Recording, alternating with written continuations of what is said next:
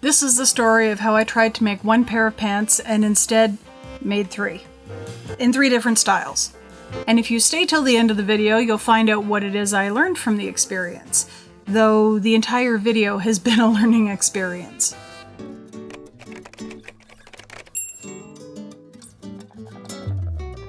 I fell in love with a pair of pants. The Falconer pants by Helen's Closet, to be exact. And I made two mock-ups. These guys. Making adjustments after each. The Falconers have a really interesting construction using 3 panels per leg instead of the traditional 2.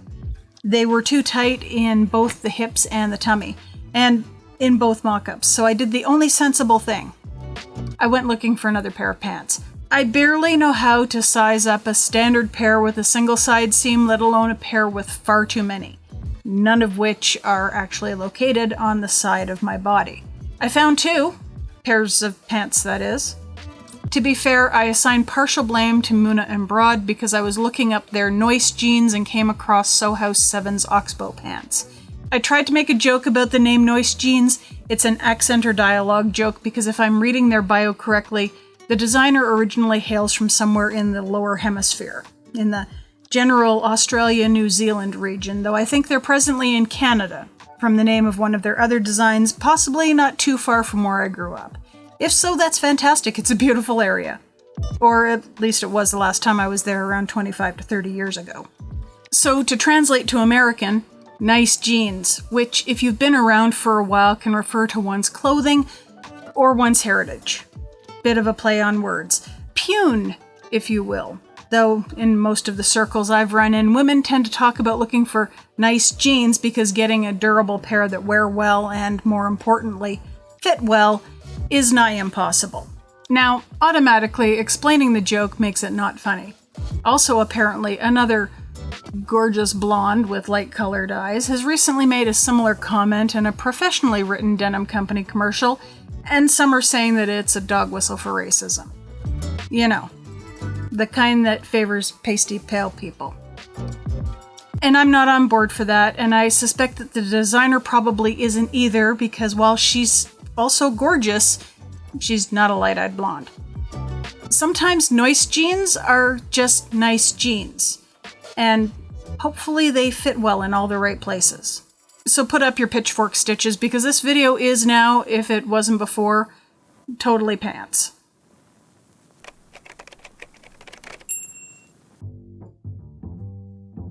I started with the Oxbow Pants by Sew House 7. As I alluded, I found these while looking up the Muna and Broad jeans. Somewhere in the hashtag, someone had done an image dump of me-made clothes, and one of the pairs of pants were the Oxbows. I liked the design and the relative simplicity compared to actual jeans and all their myriad pocketses. Once I had the pattern in my hot little hands, I made the quickest of mock-ups. This guy here. The reason I'm not showing these mock-ups is because I've been using old sheets from the 1990s that are so thin you can see through them. So modeling them isn't happening anytime soon. It's just too warm to be wearing them over tights or leggings. And the sheets aren't being wasted as they're no longer fit for their intended purpose. The elastic is so old it's not very elastic.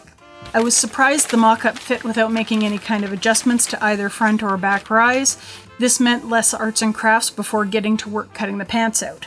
Note that while I was mocking up both legs, I wasn't mocking up the full pants length. They were usually shorts or pedal pusher length. The fabric I chose was a lovely gray brushed cotton that I found at the Ujamaa Grandma fabric thrift sale earlier this spring. Say that 10 times fast, I dare you. If you watched the U-Haul video... If you watched the haul video that I did with Ashley Main, that's the same gray fabric, used for its intended purpose. I was pleasantly surprised to find I'd scored enough fabric for a full pair of pants rather than shorts. I think I used the cross grain, if I'm remembering correctly. The Oxbows are a fairly wide leg, at least on plus-size persons. They go up to a 65-inch hip and feature 2 large pockets on the front and 2 sizable pockets on the butt. Obviously, because these things are proportional, the larger the bum, the larger the pockets. What can I say? Membership has its privileges. Because I'd made the mock-up, I knew I wouldn't need to make any adjustments. I did a little grading between the waist and the hip, both of which were different sizes. The mock-ups for the Falconers gave me some experience constructing a zipper fly, so what would have normally been the most challenging part became fairly simple. This probably gave me more confidence than was wise, and yes, this is foreshadowing. The Oxbow Pants instructions suggest flat felling certain seams, and I find this technique fussy and tedious. And after following the directions the first time, determined that if the opportunity came around again, I would find another way to do it, which is what I did on every other pair of pants. To be fair, if I do wind up cannibalizing them for smaller pants in the future, that'll just make them easier to seam rip. The Oxbows were, all things considered, the least dramatic pair of pants to put together, which is why this section is 95% devoid of kvetching. I think the most inconvenience was finding that the legs were a bit too long. I whacked a good 5 inches off the bottom before I could hem. I'm still wondering if I need to, take the hem up another centimeter or two. And yes, I'm Canadian. I think in both imperial and metric with varying degrees of success. Overall thoughts about the Oxbow pants? The pockets are spectacular, room for cell phone, car keys, and more. The stitching feels really solid. They have instructions or an example of how to do the top stitching on the pockets, for instance. No need for any kind of extra reinforcement or riveting. And the pants are comfy. They fit. They're a wee bit too big in the waist, so if I make these again, and there's a very good chance that I will, I'll go down a size in the waist. I'll also measure my inseam and adjust the pattern so I'm not wasting fabric. Definitely not a bad problem to have. Could I rip some seams and zhuzh the fit? Sure. Probably won't though. If they get horribly big on me, I'll probably pick them apart and make some alterations. Maybe just recut the pieces if there's not too much wear. Till then, I'm pretty happy. The pattern did give instructions to baste and check the fit. Skipping this step is entirely on me and will eventually bite me in the arse. Foreshadowing continues. Before we get to the next pair of trousers, I'd just like to thank my channel members and Patreon supporters. You folks are the reason this whole experience, while pants, wasn't totally pants, if you know what I mean. I really do appreciate all your support. I'd also like to thank you for watching my video, hopefully to the end, and if you like what you see, not only do I have more videos, but you can boop the like button. We are nothing if not interactive. Maybe you're not subscribed, so you could shamash that subscribe button, as the kids do say. Unless you're one of the growing multitude of us who are watching on a TV, in which case I give you permission to fiddle with the remote control right now. Just remember to come back when you inevitably hit the wrong button and wonder how you got to the live TV function and why all the channels are fourth-rate reality TV, sitcoms, and obscure TV dramas of the 1980s and 90s. Happens all the time around here. As always, I love to hear from you, so the comments are open. Maybe let me know whether you've tried sewing pants, or knitting pants, or crocheting them, or maybe if you've accidentally hit the live TV button on the remote, the weirdest thing you've come across. Inquiring minds want to know.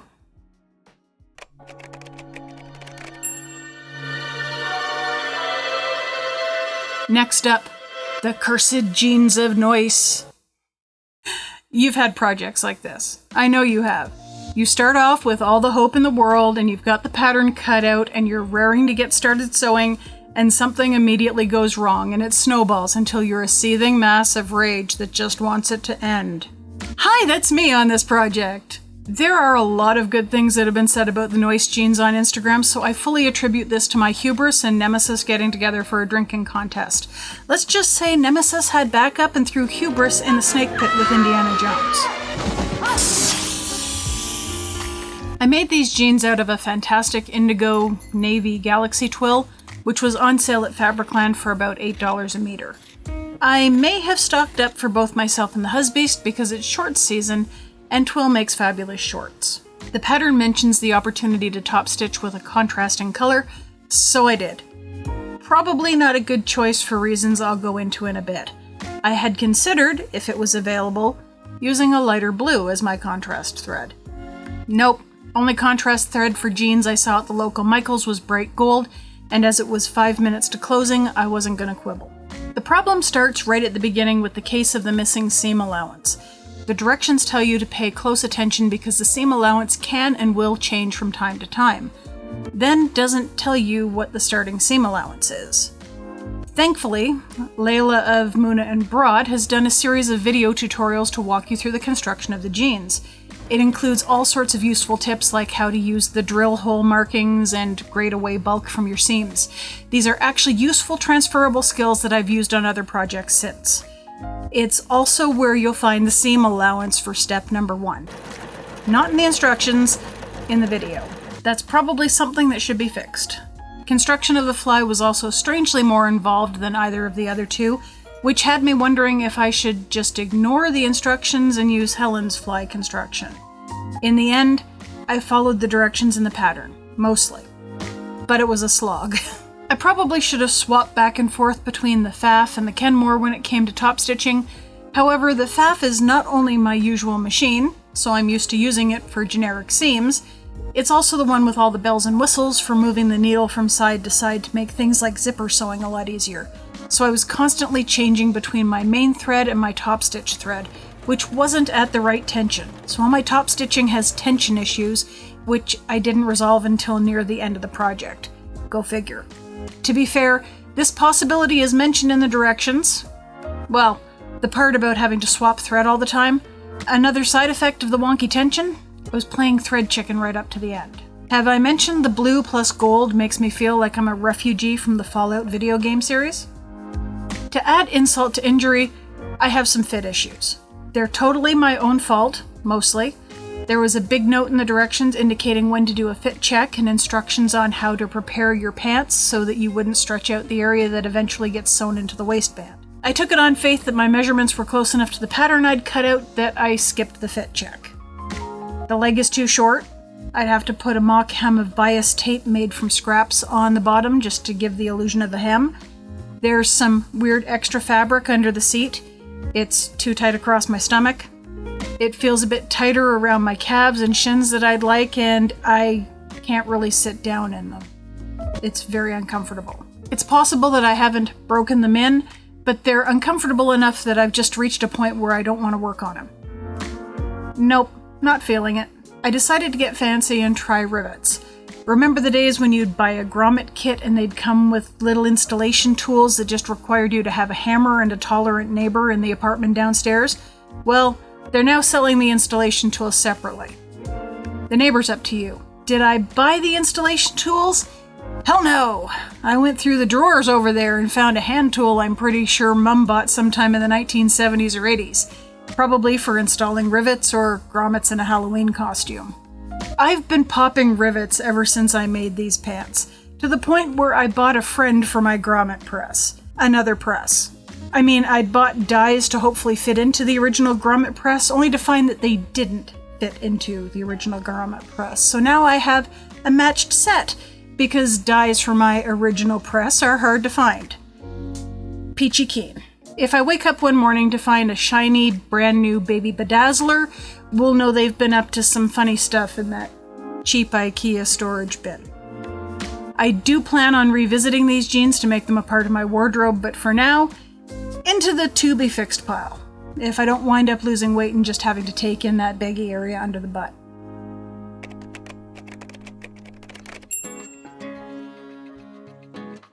A wise person would have quit here. I have 2 mock-ups that don't fit, a pair of pants that do, and a pair of jeans that eventually have a date with a seam ripper. And possibly a pair of scissors. I am not a wise person. I wanted to win. Another win. To make up for the nice navy material that turned into jeans that just didn't work out. Honestly, that probably only need the side seams loud out, but even I have my illusions. I'm sure you can see where this is going, right? We're going to figure out how to make those damn Falconer pants I mentioned way back in the first paragraph of the video. Foreshadowing! Here's the thing with the Falconers. My hips are too big. The Falconers are designed to go up to a 62-inch hip if memory serves. My hips are somewhere around a 65 to a 66. Usually this isn't an issue with Helen's construction. Usually there's some extra ease in the hip. Helen's pretty good when it comes to junk in the trunk, booty time, your shake, shake, shake, senoras. The Falconers? Not so much. They're a slim-hipped person's dream. Even after I made adjustments for the rise, because otherwise they would have to sit lower on the hip. I am not slim-hipped. I think there's a couple of songs by Spinal Tap and Queen that adequately describe my ample posterior.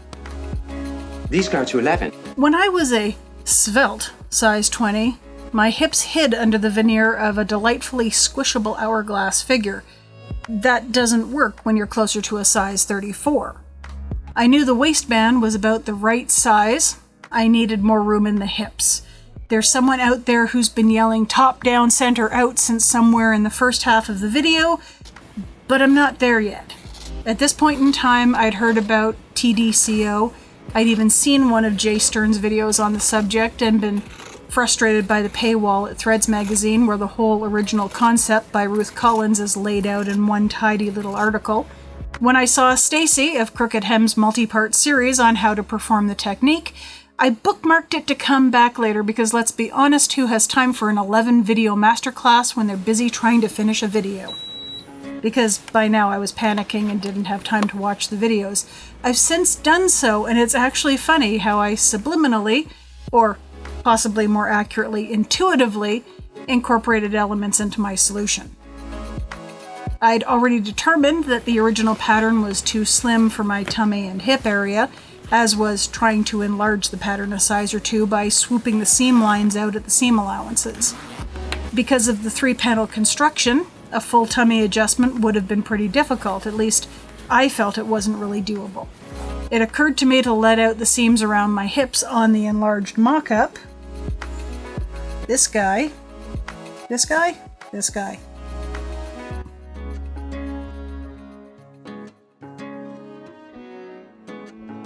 And just cut out the pattern with an extra 2 inches at the hip on each of the side seams. Then I did what all the instructions had recommended and did a fitting. I think I did that after the waistband. It fit in the waist, remember. I was worried about my hip. So I put on the pants inside out, pinched out the seams in the hip with plenty of ease to sit down, re-sewed my seams, and finished the edge with the serger. Then I pressed to one side and top-stitched because after the Oxbow Pants I wasn't screwing around with flat felling. It's not perfect, but for a first attempt, I'm okay with it. Despite being super careful, I do have some distortion where the top of the pants go into the waistband. I have a couple of puckers or unintended tiny pleats, and I'm possibly the only person who will notice because I don't generally tuck in my shirts. The pant legs were a bit long, and I believe that's due to my lengthening the pattern for my height, still figuring out the whole long-waisted thing. Either that or I've shrunk an inch or two, which would not only suck, it would also explain why I need the husbies to get things off the top shelf. Though the shelves in this house go all the way to the ceiling, so even he sometimes needs a step stool. And he's a tall lad. I was swimming in the amount of pant leg fabric for the straight leg, which is the same amount that was in the pattern. I didn't add any extra to the sides below the hip. With both the Falconers and the Oxbow Pants having really wide legs in comparison to the straight size models, it makes me wonder if this is an issue with grading and proportion, or whether people really think larger folks have exponentially larger legs. My solution was to fire up my projector, line up my pant legs with the barrel leg pattern, and taper them. In the future, I might take the circumference of the quads and the calves, compare them to smaller sizes, and once I'm clear of the hip, taper down to the smaller sizes pant leg. The look reminds me of jeanie pants from the late 80s. I'm not sure that I successfully recreated the actual Falconer pants, but mine are comfortable, and they're durable. I know they're durable because I was in a slip and fall accident a while back, and while I got banged up in the fall, the pants survived. Yes, I was wearing them, and I was scared I was going to have to do the reveal with a cute little visible repair patch on the knee. So far, no patch. And the accident is partly to blame for the delay getting this video done because I've been less spry. Not that I'm much more energetic in these reveals. One thing I've figured out since then, however, is that it's possible to trip on a wide pant leg. I've almost had it happen a couple of times going up the stairs, so it's something to watch out for. The pant legs aren't particularly long on me. They ride up a bit when I'm driving in the car, unlike most of my commercial jeans, so I think it's likely the width of the leg that's letting my toe or my shoe get caught in the cuff. I'm not saying make everything skinny jeans. I hate skinny jeans. You won't catch me making skinny jeans, or rather, intentionally making skinny jeans. It's a hill that I'll die on. I like regular, relaxed jeans. Maybe bootcut? Not sure what they're called, but not skinny. Just maybe the wide legs for plus-size girls are a little too wide.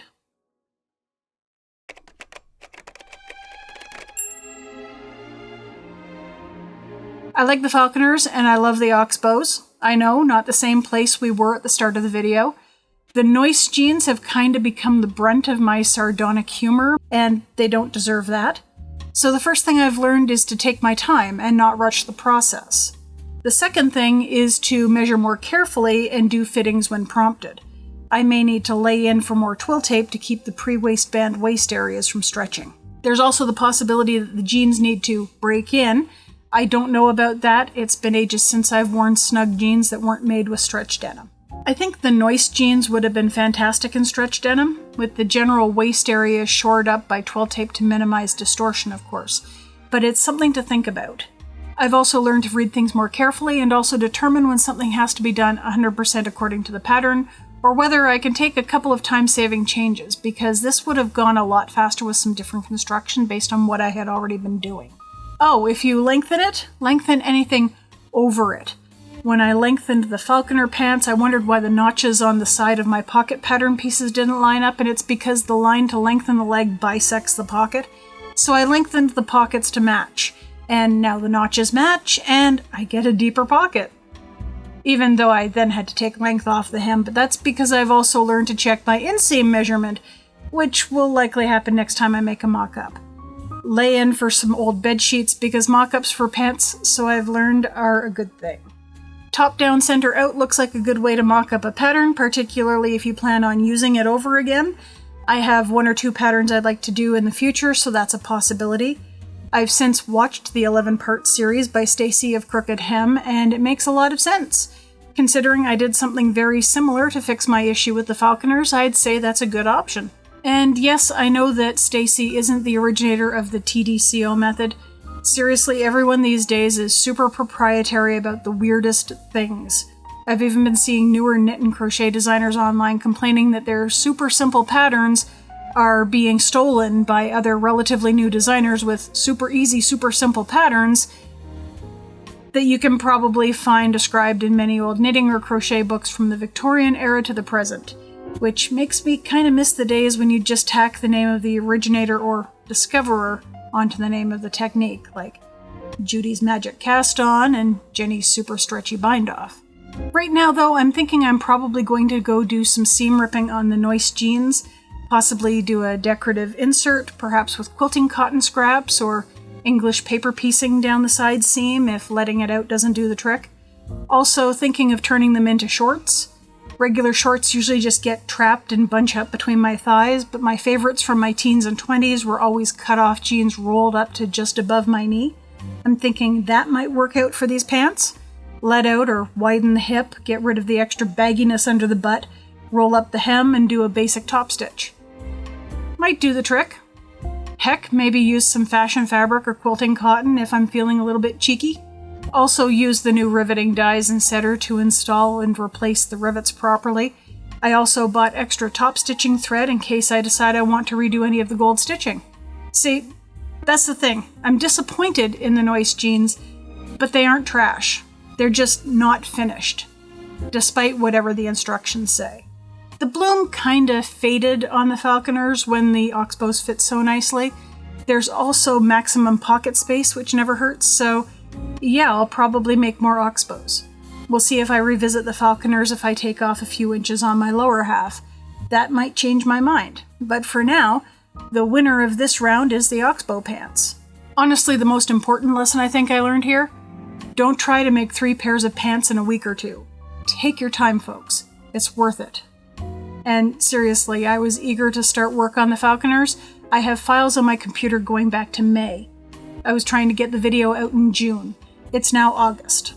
Just think, I could have had a single completed pair of pants with a video about 3 months ago if I'd just taken my time. Live and learn, right?